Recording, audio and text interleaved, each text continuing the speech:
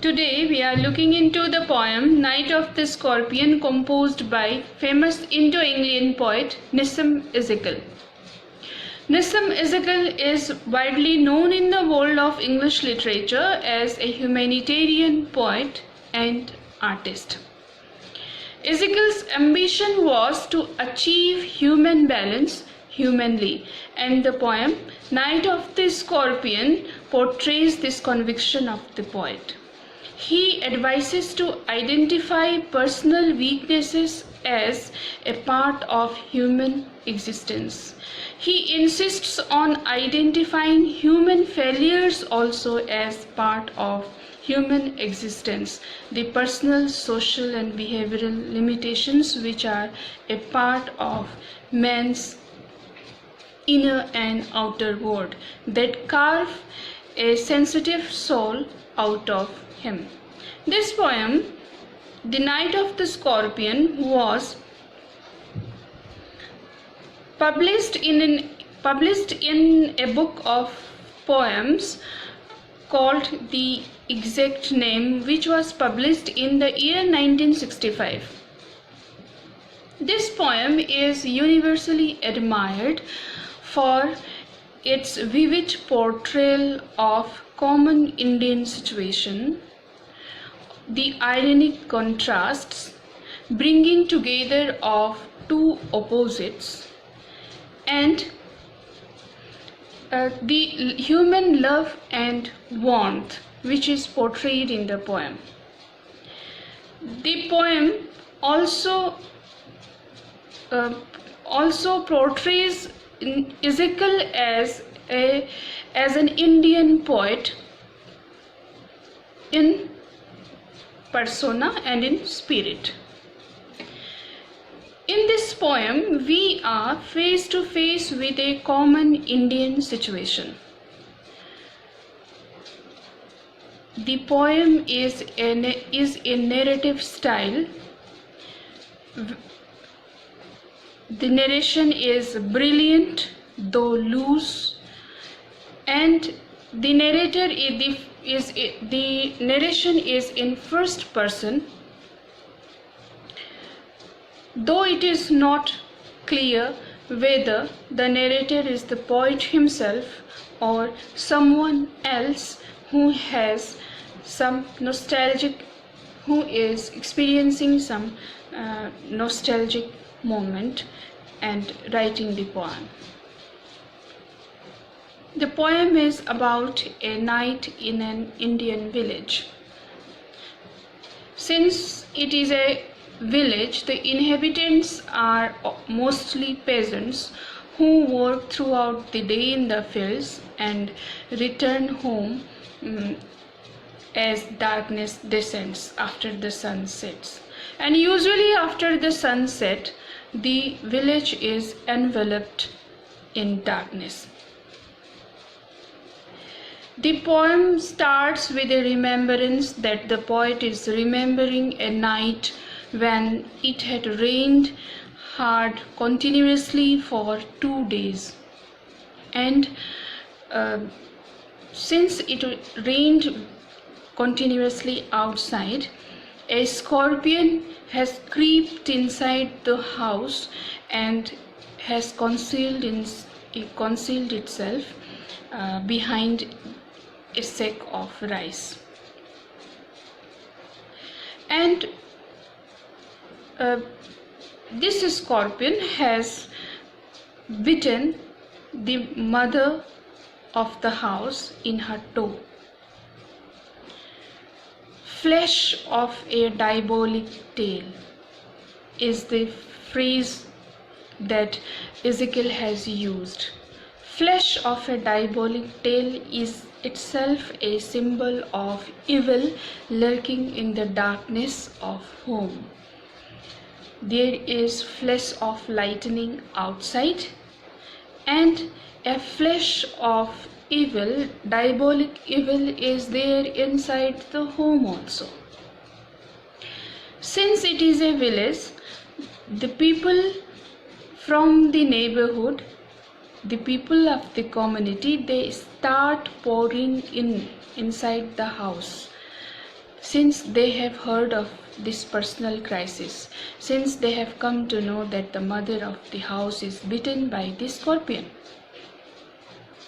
So they come towards the house of the poet, and we are face to face with a very forceful imagery that Ezekiel has employed when he says that those people who are coming towards the house with lanterns in their hands, their shadows are falling on the over the sun-baked walls of the houses, and they themselves appear as scorpions. So again, the poet uses a phrase called a swarm of flies. He calls them as a swarm of flies. They are gathering inside the house of the poet, and they are like a swarm of the flies who are making a buzzing sound, since they are all praying for the fast relief of the victim, so that her pain may soothe. So they are a buzz in prayer, a swarm of flies that are a buzz in prayer. So they gather inside the house of the poet, and they are praying wholeheartedly for the fast relief of the pain. Now they also, a kind of spiritual ambience is created inside the house of the poet. These are the people who are primitive, who are ritualistic, and they have their firm belief in destiny, in predicament, in the actions of this life. So they say that may your pain, the pain that you are suffering, may it lessen the suffering of your next birth, and may this pain burn the evil actions whatever would have happened by you, intentionally or unintentionally, whatever you have done in this life, unintentionally or intentionally, may this pain burn all your wrongdoings. So these are the people who have firm belief in the other life, in rebirths, in destiny, and so now these are the people who have this firm belief that the mother would get fast relief if they are continuing their prayers, and so they have gathered there to pray for her and to console her. Now a parallelism is drawn here when we are introduced with the father of the house. He is a person who is quite rationalistic, who has a scientific temperament, and also he is one who is a skeptic. He is someone who has brought with him powder, mixture, herbs, everything, medicines, and he tries to apply all these things over the place where the scorpion has bitten. He also burns a little paraffin over the stung so that it can burn the poison which is there. So we come across two groups of people. One of them are primitive, ritualistic, who have full faith in their incantations, in their prayers, and there is the father of the house who is a skeptic and who is doing everything he can do to soothe the pain of the mother. And we experience a kind of emotional detachment of the poet. He is not participating in these, he is just observing, and this observation is brought before us. So two oppositions are brought together. There are two set of people, and the mother is writhing in pain because it doesn't appear that either of them are bringing any sort of relief to the pain of the mother. So now we come to the ironic contrast which is there in the poem. For 20 long hours the mother is in pain, and when the pain ceases, when it stops, then the only thing that the mother exclaims is that, thank God, it spared my children.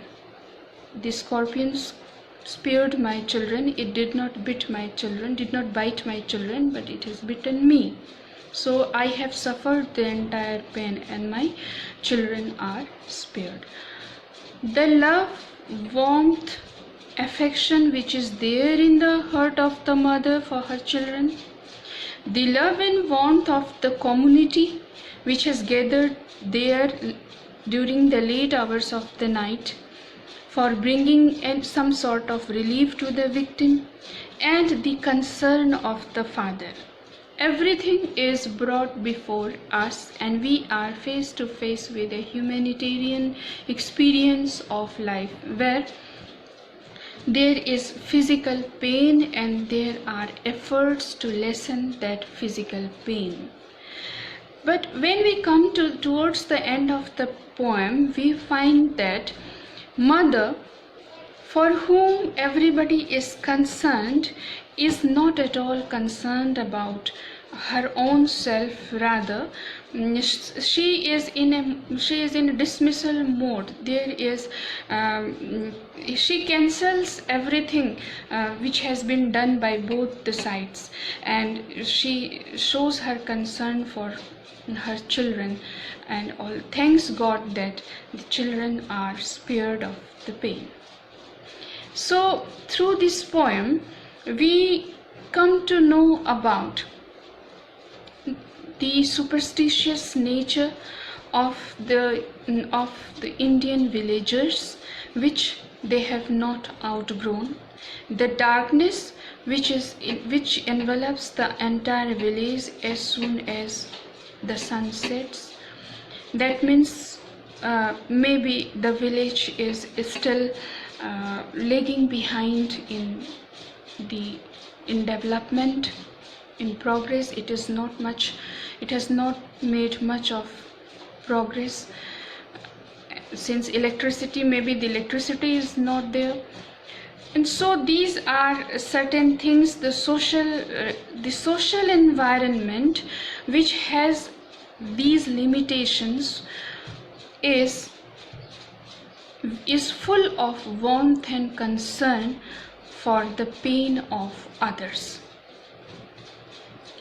So this poem, Night of the Scorpion, it brings forward the condition of the villagers, their concern for each other, also the emotions that a mother has for her children, and also the conflict that the society is experiencing, since the father is skeptical, he is a rationalist, and the other group of people are quite ritualistic and full of faith and belief in their own